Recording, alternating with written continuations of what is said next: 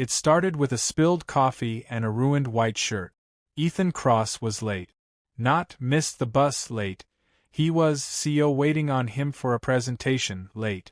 As he rushed into the elevator of Orion Tech's sleek downtown building, clutching a laptop and his caffeine salvation, he collided with a woman stepping out.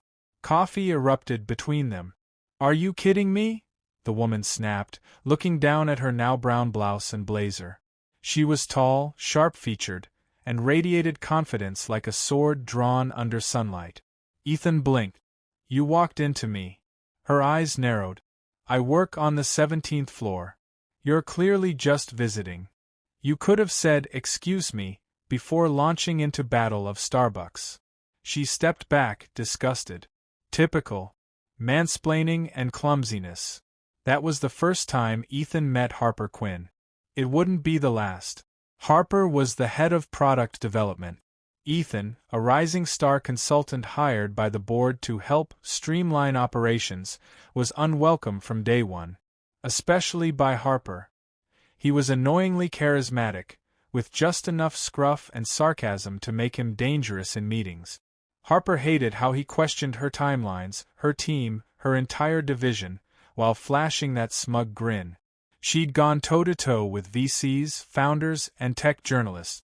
But something about Ethan got under her skin like a splinter you couldn't tweeze out. To Ethan, Harper was infuriating. She was brilliant, yes, but also cold, controlling, and pathologically allergic to compromise. They argued over everything. Product deadlines, budget allocations, even what coffee to serve in the break room. But underneath the venom, something else simmered. After a disastrous investor demo, caused in part by Harper refusing Ethan's suggestion to simplify the UI, their feud reached a boiling point in an after-hours meeting. "You sabotaged it," she hissed. He stood, furious. "You're so obsessed with being right, you'd rather sink the ship than let someone else steer. You're a consultant. You'll be gone in 6 months. I have to think long-term." "You don't think at all, Harper. You dictate. That's not leadership, it's ego." They stood there, inches apart, breathing hard. Then, without thinking, without planning, Ethan kissed her. Hard. Like it was the only way to win the argument. And she kissed him back like she wanted to burn his entire world down. The next morning was awkward. They avoided eye contact. Avoided meetings. Until they were forced to work late again the following Friday. That night ended with wine. And another kiss. And then a weekend away together in Portland. And denial. So much denial. They didn't talk about feelings. They didn't talk about future. They told themselves it was just tension. Just an outlet. Until Ethan caught the flu and Harper showed up at his apartment with soup and NyQuil. Until Harper's father passed away unexpectedly, and Ethan flew to Chicago uninvited, just to be there in the back row of the funeral. Until one day, Harper caught herself smiling at her phone after a text from him, and realized she hadn't smiled like that in a very, very long time. But it wasn't easy. Harper didn't trust easily. Ethan had trust to give but was terrified of being needed. They argued, less now, but more personally, about what it meant, about timing, about careers. The company announced a reorg. Ethan was offered a permanent role. Harper panicked. "Are you staying because of me?" "No," he said. "But I'm not leaving because of you, either." It wasn't poetic. It was honest. It was enough. 6 months later, Harper stood beside Ethan in front of the executive team, presenting their co-led innovation lab. They'd become a team. Later that night, on a rooftop lit by string lights, Harper turned to him. "I used to hate you," she whispered. "I still kind of do," he said, smirking. "But I like hating you less than I love loving you." And that was the night they stopped pretending. It wasn't perfect. It wasn't easy. But it was real. And it was theirs. 8 months into their relationship, Harper moved in. Not entirely by choice. Her apartment building had a plumbing disaster, and Ethan had a spare room. "Temporary," she said. 3 weeks tops. 3 months later, her Art Deco lamp was on his nightstand, her espresso machine on his kitchen counter, and half his wardrobe had been mysteriously relocated to make room for her minimalist pantsuit. But love in theory was easier than love in practice. Ethan was spontaneous. Harper was a planner. He loved jazz at midnight. She liked silence after 9 p.m. He folded towels in thirds. She rolled them like sushi. One morning, he made pancakes without asking and served them in bed. She stared at them like they were a threat. You used oat milk in the batter? Yeah. You're always going on about fiber. She pushed the plate away. I'm on a cutting cycle *, Ethan. I have a photo shoot for Forbes Women in Tech next week. You could have just said thank you. You could have just asked. Silence. He got up. She stared at the untouched plate. This wasn't about pancakes, and they both knew it. At work, things shifted. Fast. Ethan was promoted to VP of Strategic Growth. A C-suite path was opening. Harper, meanwhile, was being offered a once-in-a-career opportunity. Lead a new R&D team in Singapore.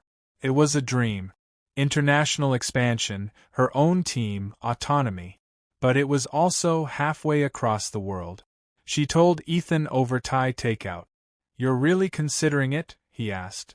I didn't know I'd need permission, she replied. He sat back. It's not about permission. It's about us. You're asking me to do long distance. No. I'm telling you I have a chance to build something from scratch. The kind of chance men don't ask questions about before they say yes. He was quiet. Then, when do you leave? They tried long distance. Weekly Zooms. Daily texts. Midnight calls. It worked for 3 months. Then slowly it didn't. Harper was consumed with building her team. Time zones clashed. Calls got rescheduled. Messages were left on read. Ethan buried himself in work, but his smile was more mechanical now. People noticed. So did his ex, Lauren. The one who almost became a fiancée once. She was back in town. Just for a visit, she said. Just coffee. He said no. But he almost didn't. One night, Harper flew back without warning. She arrived at Ethan's apartment at 1:30 a.m. He opened the door, groggy, shirtless, and startled. You're here. I missed you. They didn't talk. Not at first. They just held each other like it was the only thing holding them together. In the morning, they finally spoke. I don't want to lose you, she said quietly. Then stop shutting me out, he said. I'm scared I'll outgrow you, she confessed, the words breaking her own heart. I'm scared I'll never catch up to you, he replied. And in that honesty, something cracked open. Not apart, but wide enough to breathe. Harper extended her contract in Singapore, but only for 6 more months. Ethan took a sabbatical, officially to work on a startup idea. Unofficially, to spend the last 2 months with her overseas. They rediscovered each other. In night markets and rooftop gardens. In chaos and quiet. In compromise. When they returned to New York, they moved into a new place, together this time. Neutral territory. No rolled towels. No oat milk disasters. Just 2 people choosing each other. Every day. Years later, Ethan launched his own consultancy. Harper joined a global think tank on AI ethics. They traveled, fought, laughed, burned out, and rebuilt. They never stopped arguing. They never stopped choosing. Because for them, love wasn't calm water. It was fire. And they'd learned how to hold it without getting burned. The room was full of light, soft gold from hanging lanterns, flickering candles on the tables, and laughter that filled the air like music.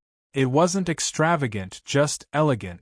A converted art gallery in Brooklyn, strung with fairy lights, minimalist flowers, and one long wooden table.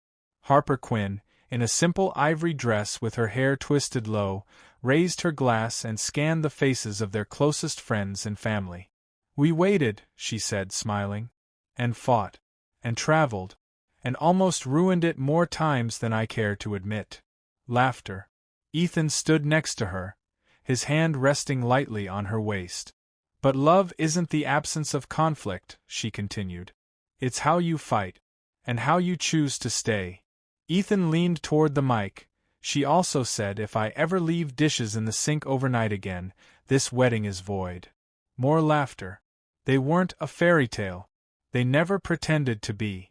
But as they danced later that night, slowly, clumsily, barefoot, Harper leaned into Ethan's chest and whispered, "We're still the fire." And he whispered back, "But now we know how to keep it burning."